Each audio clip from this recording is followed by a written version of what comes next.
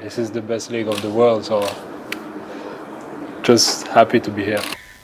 At the end of the summer transfer window on September 1st, a very intriguing scenario unfolded in the Premier League, La Liga, Serie A, Bundesliga and Ligue 1. Leading sides across the continent have been busy strengthening their ranks. Despite the supposed financial crisis, Spanish giants Barcelona were not left out of the party as they completed some shrewd business deals. From Robert Lewandowski to Frank Kessie to Rafinha and the young staying put at the Nou Camp. Bayern Munich pulled off quite a coup when they landed Sadio Mane. Paul Pogba and Romelu Lukaku have retraced their steps to Italy, while Manchester United got fresh faces like Antony, Lisandro Martinez and more on board. The top European league spent around £2.5 billion combined, but it was the English Premier League that stood out with 7 of the top 10 signings moving to English sides. Clubs across the Premier League spent a colossal £2.1 billion during this transfer window, smashing the 2017 record of £1.45 billion. And now, so many will wonder the reason these Premier League fat cat owners keep opening wallets like never before. It is fair to say Todd Boehly has made the most of his first transfer window at Chelsea, assuming the role of interim sporting director as well as owner, splashing out a Premier League high £258.5 million on 7 players. Newcastle also have new owners, and their Saudi backers have spent £122 million on 4 players, including striker Alexander Isak for a club record £60 million.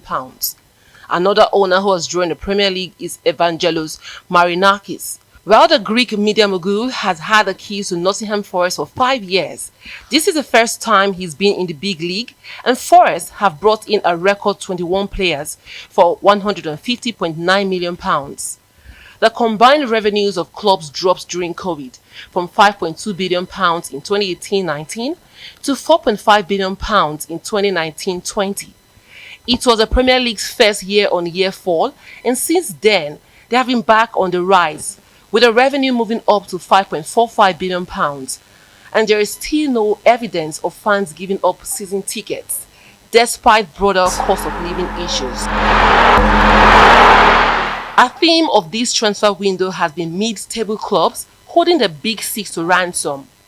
Brighton let Manchester City and Chelsea get into a bidding war for Marco Correa and waited until they got their £55 million asking price before selling their left back.